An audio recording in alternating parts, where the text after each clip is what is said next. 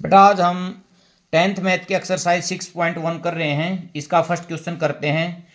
Fill in the blanks using the correct word given in brackets. First part करते हैं इसका। All circle are congruent और similar. ये कह रहा है जो ऑल सभी सर्कल हैं वो कॉन्ग्रुएंट होते हैं या सिमिलर होते हैं। बेटा कॉन्ग्रुएंट होने के लिए सेम शेप और सेम साइज की आवश्यकता होती है। बट यदि मैं एक सर्कल यहाँ ये बनाता हूँ, एक सर्कल ये बनाता हूँ, इनका साइज सेम नहीं है, इनकी जो शेप है वो सेम है, इसलिए इसको हम कॉन्ग्रुएंट न कहते हुए सिमिलर बोलेंगे। तो इसमें खालिस्तान में हम भरेंगे similar. All squares are similar और कॉन्ग्रुएंट, वही बात इसमें है। स्क्वायर, ये एक स्क्वायर मैंने ये बना दी, एक स्क्वायर मैंने ये बना दी। बेटा इनकी जो शेप है, शेप तो सेम है बट साइज जो है वो अलग अलग है। ये छोटी है, ये बड़ी है, इसलिए इसमें भी क्या आएगा, सिमिलर आएगा। All triangle are similar. तो ये कह रहे हैं आइसोसेलेस या इक्विलेटरल। आइसोसेलेस वो ट्रायंगल होते हैं जिसकी दो साइड इक्वल होते हैं, और इक्विलेटरल वो होती है जिसकी तीनों साइड इक्वल होती हैं और तीनों कोण इक्वल होते हैं। इसलिए देखना बेटा, यदि मैं इक्विलेटरल की बात करूंगा तो तीनों जो कोण हैं इसके वो 60 डिग्री के होंगे, तो इसलिए इसमें जो खालिस्तान में आएगा वो इक्विलेटरल ही होगा। Two polygons of same number of sides are similar. देखो इसमें दो पार्ट दे रखे हैं। पॉलीगन का अर्थ है तीन भुजाओं, पॉलीगन को हम बोल सकते हैं तीन या उससे ज्यादा भुजाओं वाली आकृति को हम पॉलीगन बोलते हैं। जिसकी तीन साइड हो या उससे ज्यादा हो उसको हम पॉलीगन बोलते हैं। तो इन्होंने कहा देयर कोरस्पोंडिंग एंगल्स आर। दे बेटा अब मैं इक्विलेटरल ट्रायंगल को भी पॉलीगन बोल सकता हूं। तो इक्विलेटरल ट्रायंगल के क्या थे, तीनों एंगल क्या थे, सेम थे। तो इस खालिस्तान में जो ये है इसमें पहले में आएगा इक्वल।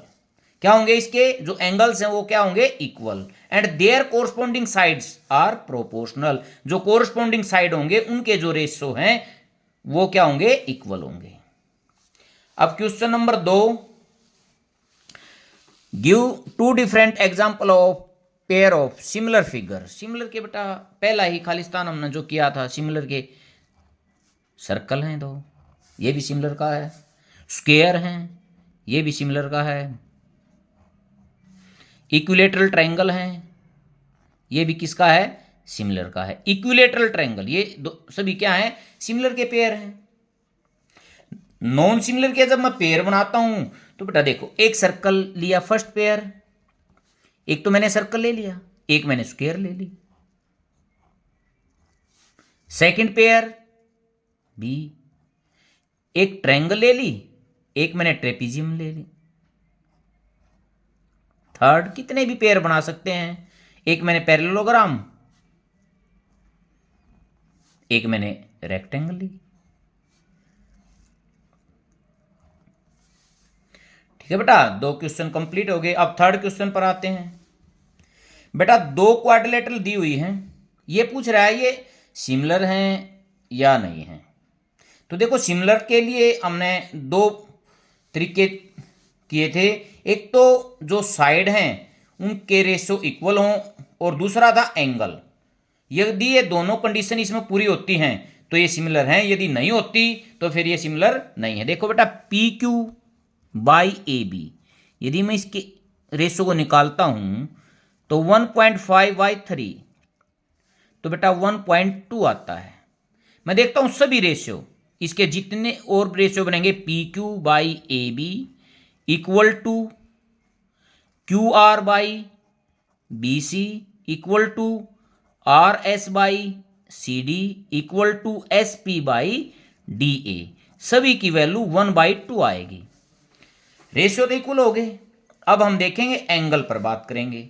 देखो बेटा जो पी क्यू आर एस की जो आकृति है, मेरे को वो रोम्बस दिखाई दे रही है, उसकी चारों साइड इक्वल हैं। ये इस एस एंगल को और क्यू एंगल को देखता हूं तो ये 90 डिग्री से बड़े दिखाई दे रहे हैं, और पी और आर को देखता हूं तो ये 90 डिग्री से छोटे हैं। परंतु ए बी सी डी का प्रत्येक कोण 90 डिग्री का है। तो मैं कह सकता हूं तो इनके जो एंगल हैं, angles of P Q R R S is not equal